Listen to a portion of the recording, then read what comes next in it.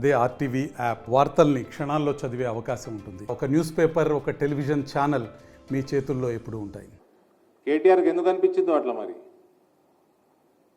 ఎందుకు అనిపించిందో అట్లా అది కూడా చెప్తే బాగుండు. కేటీఆర్ రేవంత్ గిన బీజేపీలోకి వస్తా అంటే as a friend I will welcome, I will recommend.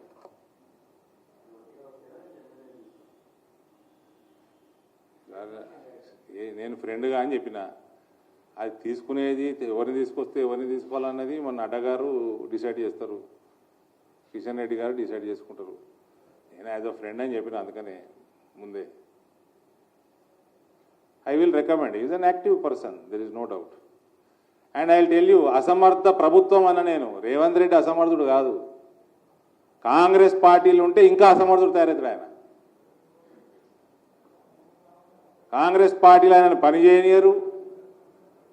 ఉన్న ఫండ్ అంతా కూడా ఖమ్మం అయినా నల్గొండ అయినా ఎత్తుకపోయిందని, రైతు బంధు కూడా సరిగ్గా ఇస్తలేరు ఇవాళ. అవునా బ్రదర్? రైతు బంధే ఇస్తలేరు. ఆ ఫండ్ కేసీఆర్ మిగిలిచిపోయాడు.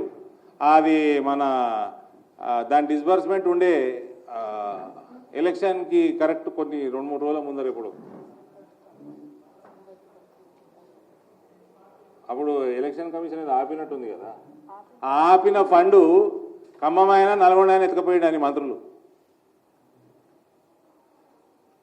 ఇలా 6 గ్యారెంటీలకు పనికొస్తుండే కదా ఫండు, రైతు బంధుకు పనికొస్తుండే కదా.